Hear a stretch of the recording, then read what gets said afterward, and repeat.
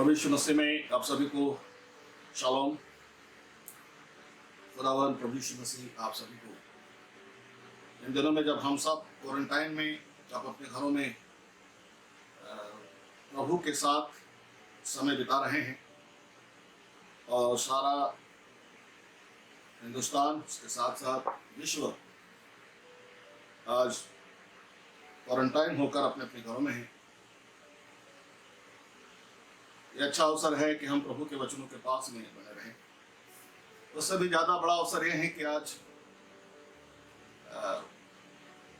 Online बहुत सी सेवकाइयाँ शुरू हो गई हैं और अनगिनत पासबान अपनी अपनी सेवकाइयाँ फेसबुक यूट्यूब के माध्यम से दे रहे हैं। ये एक अच्छी बात है। तो जितने भी भाई और बहनें हैं उनको बहुत अच्छा प्रभु का वचन सुनने को मिल रहा है। धन्य है वे जो भूखे हैं प्यासे हैं तृप्त किए जाएंगे। और इन दिनों में जिस तरह से शारीरिक भोजन भी लोग मुहैया करवा रहे हैं, वैसे ही प्रभु भी हमें आत्मिक भोजन को मुहैया करवा रहे हैं। अनगिनत ऐसे प्रभु के सेवकों के द्वारा वचन के रोटी खिला रहे हैं। आज हम एक विषय पर विशेष करके चर्चा कर रहे हैं और विषय ये है कि सुसमाचार किसे कहते हैं और सुसमाचार के विषय में पवित्र शास्त्र हमें किस विषय के बारे में आगाह करते हैं, सावधान कराते हैं। हम इस विषय पर अभी थोड़ी देर में चर्चा करेंगे।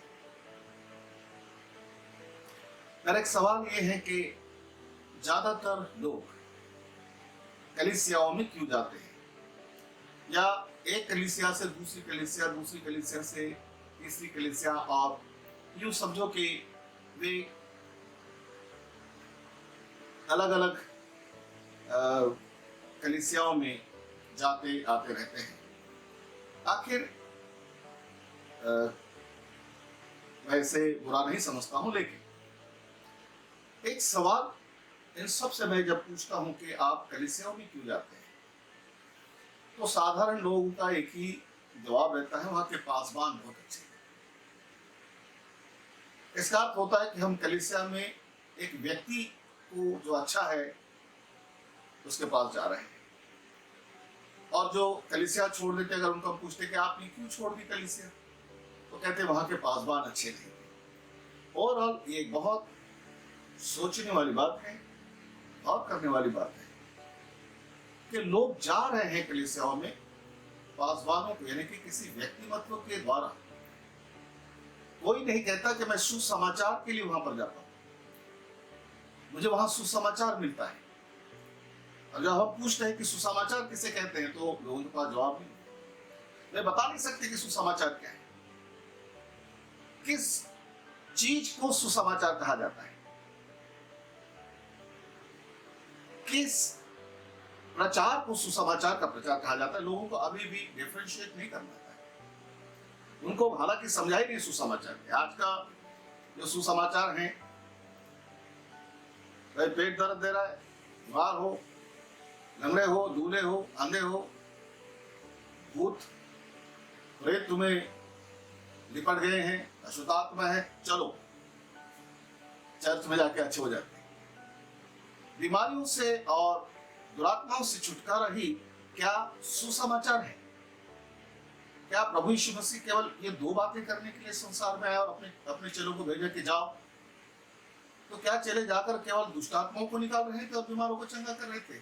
या वचन कहता है कि वे जाकर परमेश्वर के राज्य का सुसमाचार सुना रहे थे?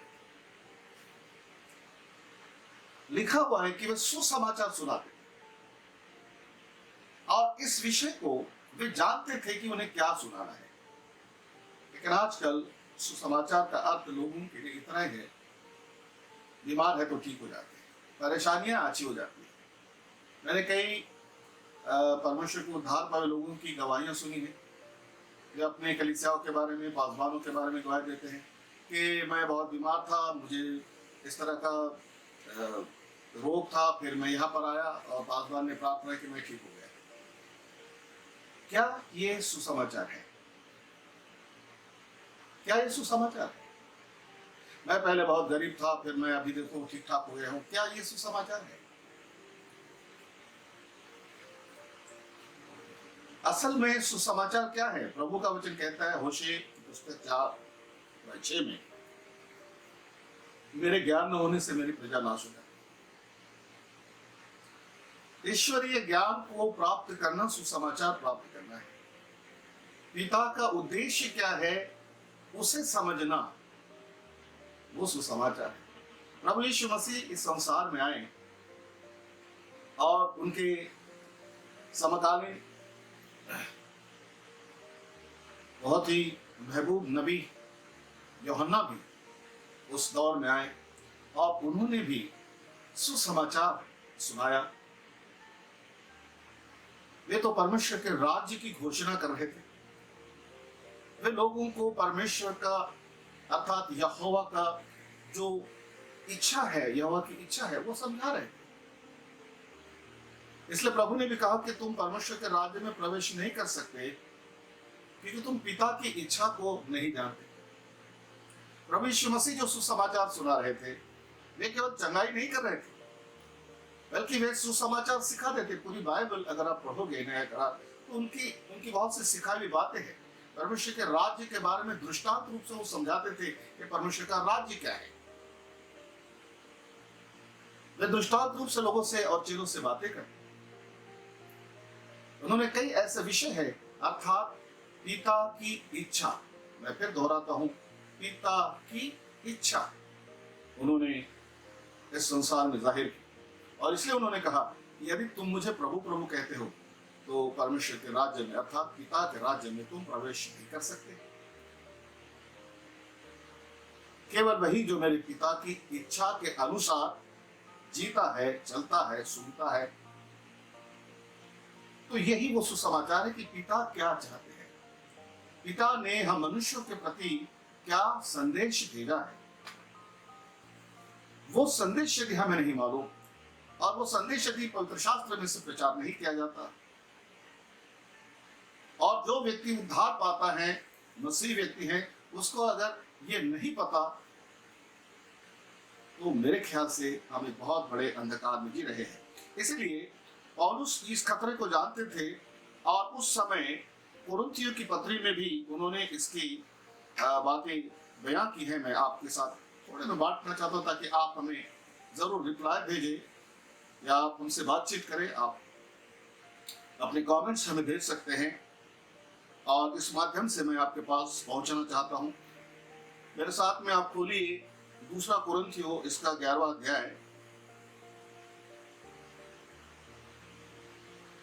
और मैं आपके लिए इसके कुछ पद पढ़ना चाहता हूं जो बहुत ही हमारे लिए आई ओपनिंग करने वाले हैं, अर्थात आंखों को खोलने वाले हैं। पौलुस लिखते हैं, मैं चाहता हूं कि तुम थोड़ी सी मूर्खता सह लो, परंतु वास्तव में तुम सह भी रहे हो, क्योंकि मुझे तुम्हारे लिए लगन है, परमेश्वर की सी लगन है। परमेश्वर यहाँ पर पिता के लिए कहा जाता है, यहोवा के लिए कहा जाता है, एलोही के लिए कहा जाता है, क्योंकि मैंने तुम्हारी सगाई एक पति अर्थात मसीह से की है कि तुम्हें एक पवित्र कुमारी की भांति उसे सौंप। पौलुस बहुत यहाँ पर एक गहरे लिटरेचर में, गहरे वाङ्मय में होकर बात करते हैं कि मैं तुम्हें इसलिए सुसमाचार सुना रहा हूँ, मैं तुम्हें ये बात इसलिए सिखा रहा हूँ कि तुम्हें मैं पवित्र कुमारी की नाई प्रभु यीशु मसीह को सौंप, जो उसके साथ में जीने के लिए तैयार की जा रही है। कलीसिया ऐसी है।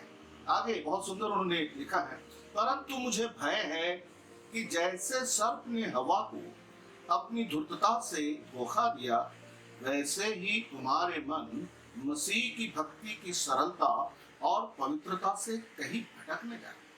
यहाँ एक धोखा, एक भय उन्होंने व्यक्त किया है, वैसे ही तुम्हारे मन मसीह की भक्ति और सरलता, भक्ति की सरलता और पवित्रता से कहीं भटक न जाए। दो चीजें हैं, भक्ति की सरलता और पवित्रता से कहीं भटक न जाए। परमेश्वर हमें चाहते हैं कि हमारे पास में भक्ति की सरलता हो जो हमें मिली है। यह सुसमाचार का एक बहुत बड़ा भाग है। अगर सुसमाचार हमने सुना है तो उसमें यह भी हमें सिखाया गया है कि हम किस तरह से भक्ति करें। प्रभु ने कहा कि आत्मा और सच्चाई से भक्ति करने वालों को यहोवा अर्थात पिता ढूंढ रहा है। हमें ढूंढने की जरूरत नहीं, वो स्वयं ढूंढेगा अगर हम आत्मा और सच्चाई से भक्ति करते हैं। तो यहां भी वही लिखा हुआ है कि भक्ति जो है इतनी सरल है, उसकी सरलता से हम कहीं भटक न जाएं और पवित्रता से। सुसमाचार में एक और महत्वपूर्ण भाग है पवित्रता। जैसे पतरस की पत्री को अगर हम पढ़ते हैं, पतरस का सुसमाचार की पुस्तक तो हमारे पास नहीं है, इसमें ऐड नहीं की गई है, परंतु उन्होंने लिखा है, अगर हम पतरस की पत्री पढ़ते हैं कि जैसे तुम्हारे बुलाने वाला पवित्र है वैसे तुम भी पवित्र बनो। और यहाँ पर पौलुस भी इसी बात को दोहरा रहे जो सुसमाचार का अभिन्न अंग है। हमें सुसमाचार में पवित्रता का जीवन कैसे बिताना चाहिए, सुसमाचार के योग्य हमारा कैसे चाल चलन होना चाहिए, इसके बारे में यहाँ लिखा हुआ है। और हम आगे चल के गलतियों की पत्री में भी इस बात को पौलुस को याद करते हुए कहते हैं कि तुम्हारा चाल चलन सुसमाचार के योग्य हो। यानी जो सुसमाचार तुमने और मैंने सुना है उसके अनुसार हमारा चाल चलन निवर्तन है।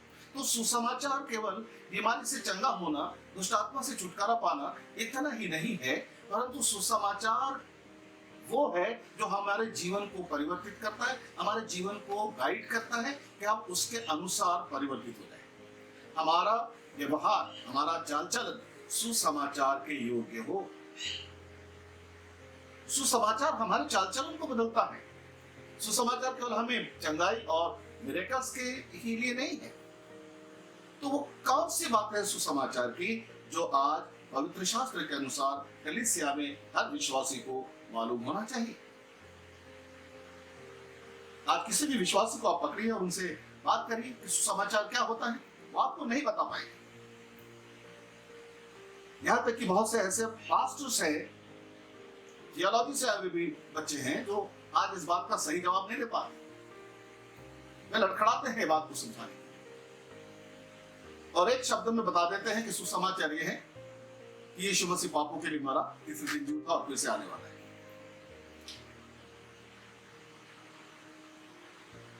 क्या यही सुसमाचार है?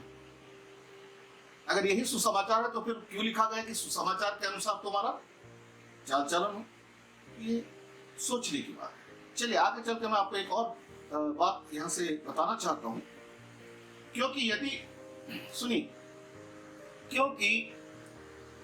कोई आकर किसी अन्य यीशु का प्रचार करे, पहली बात अन्य यीशु का प्रचार करे। पौलुस एक बहुत ही आत्मा से भरे व्यक्ति थे। उनको जो सुसमाचार मिला था, उन्होंने लिखा है कि मुझे जो सुसमाचार मिला है किसी मनुष्य से नहीं परंतु स्वयं प्रभु यीशु मसीह के प्रकाशन से मिला है। उनकी मुलाकात प्रभु से हो गई। उन्होंने जो सुसमाचार पाया था, जो शिक्षा पाई थी आत्मा में, वो प्रभु से पाई। और इसने कहा कि जो शिक्षा मुझे मिली है, शिक्षण मुझे मिला है, जो प्रकाशन मुझे मिला है, डायरेक्ट प्रभु से मिला है, किसी और प्रेरितों से नहीं मिला है जो उसके पहले यरूशलेम में थे। और देखिए दूसरा यीशु किसी अन्य यीशु का प्रचार करे। यदि कोई आकर किसी अन्य यीशु का प्रचार करे, अब यहाँ पर दूसरा तो नाम नहीं है, अन्य यीशु है तो यीशु ही, परंतु वो अन्य है, दूसरा यीशु। ये कौन हो सकते हैं? प्रभु ने भी ये बातें भय पहले ही दर्शाया था और उन्होंने इसको हमारे लिए कह दिया था। अगर हम मत्ती की इंजील में पढ़ते हैं, मत्ती की बात को लिख चुके हैं। यीशु मसीह के शब्दों को उन्होंने वहां लिखा है कि बहुत से ऐसे झूठे मसीह या मसीह खड़ा होंगे, झूठे मसीह खड़े होंगे और हो सके तो चुने हुओं को भी भरमा देंगे। ये दूसरे मसीह कौन है? ये दूसरा यीशु कौन है? इस पर गौर करिए। वीडियो हमने ऑलरेडी लोड किया है, जिसको हमने कहा था कि आपके सवाल या जवाब उसमें से देगी कि हमने ये बताया है कि यीशु को, इस शब्द को जो स्वर्ग से आया है, उसको क्यों जीसस में बदल दिया। ऐसी क्या आन पड़ी थी कि ये शब्द बदले और बाइबल में जीसस लिखे। तो ये बहुत बड़ी बात है। अगर आप एक बात को आपको मैं बताना चाहता हूँ, यदि आप कुरान पढ़ो तो आपको कहीं भी जाकर उनके दो लफ्ज कभी बदले नहीं है। चाहे वो ब्रिटेन का मुस्लिम हो, चाहे वो अफ्रीका का मुस्लिम हो, चाहे वो हिंदुस्तान का मुस्लिम हो, चाहे वो जापान का हो, चाहे चाइना का मुस्लिम हो, अगर आप देखेंगे तो वो ये जरूर कहेंगे, नहीं वहां पर उन्होंने मोहम्मद का नाम बदला है कि उनको आता नहीं, नहीं उन्हें अल्लाह का नाम बदला है, पर हमारे इसमें में यीशु के नाम बदल दिए गए। हालेलुया। यहाँ पर जरा ध्यान सुनिए, दूसरा यीशु है, इसको आप खोजिए। दूसरे यीशु का प्रचार हो रहा है, इस पर ध्यान दीजिए। कहीं आप उस दूसरे यीशु के प्रचार में भक्ति की सरलता और पवित्रता से भटक तो नहीं गए हैं? जरा देखिए, अन्य यीशु का प्रचार करें जिसका प्रचार हमने नहीं किया।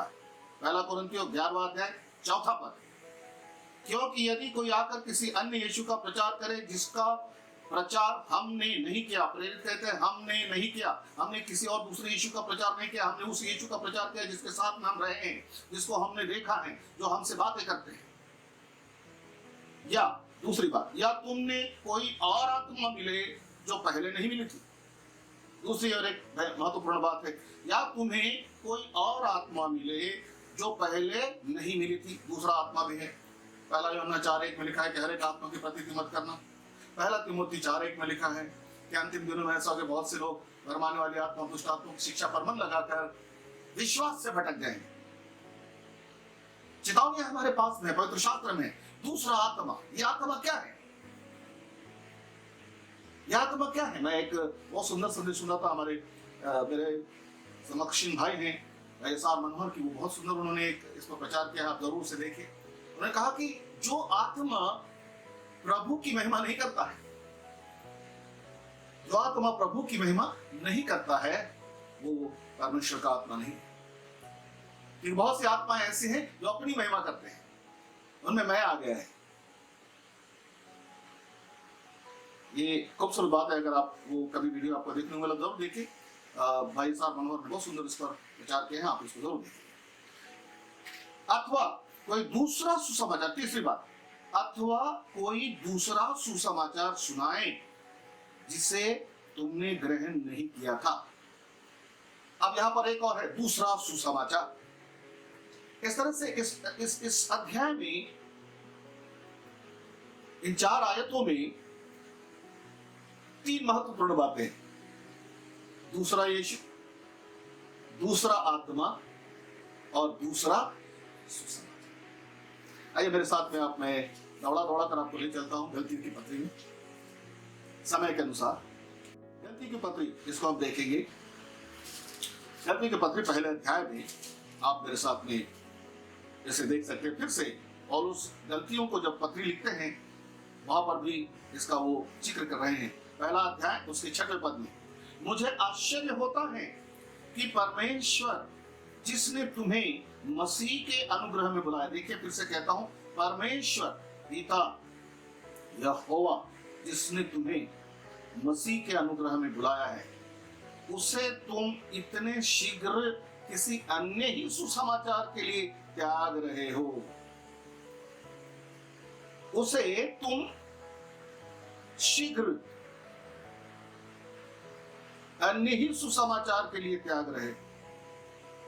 आज कई सुसमाचार है जिसमें केवल जीसस है और वहां पर फादर कहीं भी नहीं है, अब्बा नहीं है, यहोवा नहीं।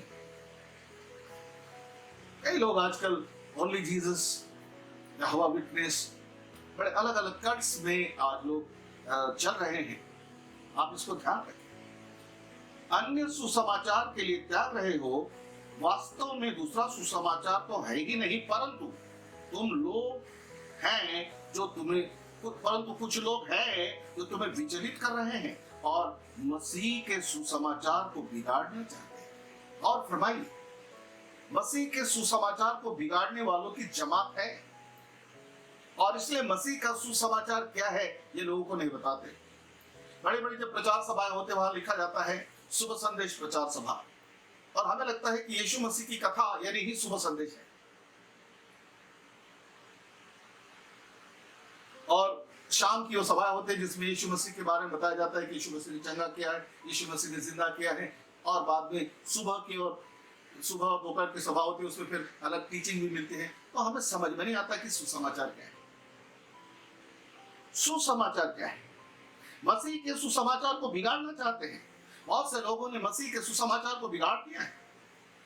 बहुत से लोग कहते हैं इधर आओ ठीक हो जाओगे, हमारे पास्टर के पास चलो वो ठीक हो जाओगे, हमारा पास्टर ये चंगाई करता। उनके पास्टर भी बड़ी बड़ी हवाएं फेंकते रहते हैं, और ऐसा हुआ था फिर मैंने चंगा किया, वैसा हुआ फिर मैंने हाथ रखा फिर मैंने चंगा कर दिया, वो ठीक हो गया, वो मुर्दा जिंदा हो गया। कहाँ इतनी हम में ताकत है? अगर इतने मुर्दा जिंदा किए हो तो चलो, कोरोना से बहुत से लोग मर गए, उनको कौन जिंदा करेगा? कोरोना से इतने लोग मर चुके हैं, उनमें से कभी कभी 2-4 तो कोरोना बाधित जो मर गए हैं उनको तो जिंदा करो, इनके पास लाशें लेकर आओ, ये दावा करते हैं। खुद तो कोरोना के भय से अंदर बैठ के क्वारंटाइन करके अब तो उसूल मान रहे हैं, हम तो अपने पंतप्रधान के नियम मान रहे करके घर में बैठे हो। डर भय तुम्हें सता रहा है।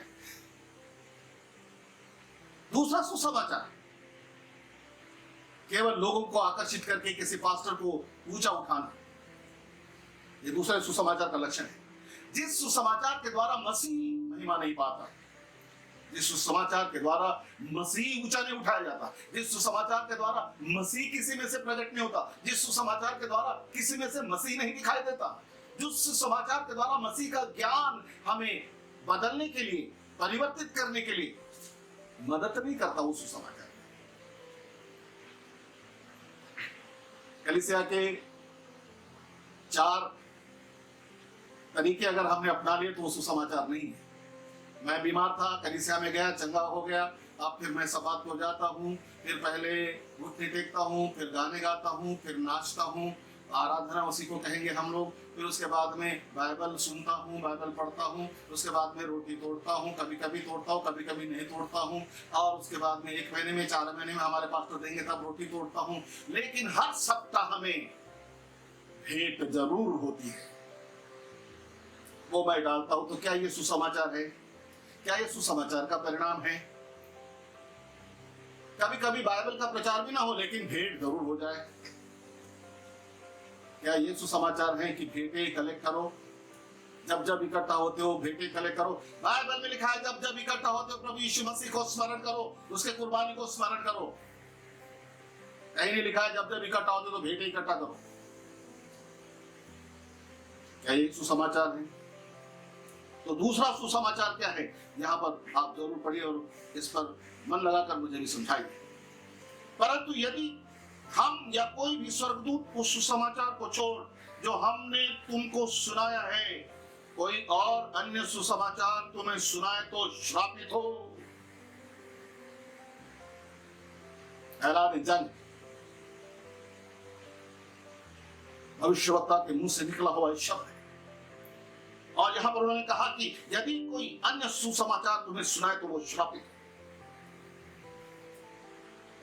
और फरमाइए, सुसमाचार एक महत्वपूर्ण विषय है जिसको हमें सीखना है और पासवानों को बड़े ध्यान से लोगों को सिखाना है ताकि लोग सुसमाचार के द्वारा उद्धार पाए, न कि बीमारी से छुटकारा पाकर। एक और पद आपके लिए पढ़ना चाहता हूं, और इसलिए गलती की पत्री के 2 अध्याय के 14वें पद में पौलुस लिखते हैं, परंतु यह देखकर कि वे लोग सुसमाचार के सत्य के अनुसार आचरण नहीं कर रहे हैं, यह देखकर कि वे लोग सुसमाचार के सत्य के अनुसार आचरण नहीं कर रहे हैं। तो ध्यान रखिए, सुसमाचार ये है कि हमें उस सत्य के अनुसार आचरण करना है। केवल गीत गाना, हाथ उठाना, ना अन्य भाषा बोलना, ये सारी बातें नहीं है, कुछ और भी है जो गहराई की बातें हैं। सुसमाचार के विषय में हम मन लगाएं, वो आपको आशीष दे। फिर एक बार मैं आप सभी से कहता हूं, यदि आपके कोई सवाल है सुसमाचार के विषय में, कोई आपके कमेंट्स है, आप जरूर इस वीडियो को देखने के बाद में इस चैनल पर आकर आप जरूर हमसे बात करें। और ये बहुत महत्वपूर्ण है, मैं तुम्हें इससे आगाह करना चाहता हूँ कि कई ऐसे लोग निकल पड़े हैं जो आज सुसमाचार को उन्होंने खराब कर दिया है। एक दूसरा सुसमाचार कलीसियाओं में लोगों को बांटा जा रहा है, और जो सत्य का सुसमाचार है वो दबा के रखा जा रहा है। बाइबल परमेश्वर का वचन कहते हैं कि बहुत से लोग ऐसे निकले हैं जिन्होंने सत्य को अधर्म से दबा के रखा है। प्रभु आपको सावध करे। पवित्र शास्त्र आपके पास में है, जरूर पढ़े, उसमें से सुसमाचार क्या है ये सीखे। प्रभु आपको सुसमाचार के द्वारा उद्धार देने पर है। प्रभु आपको आशीष दे। यीशु मसीह में आपको शांति। Thank you. God bless.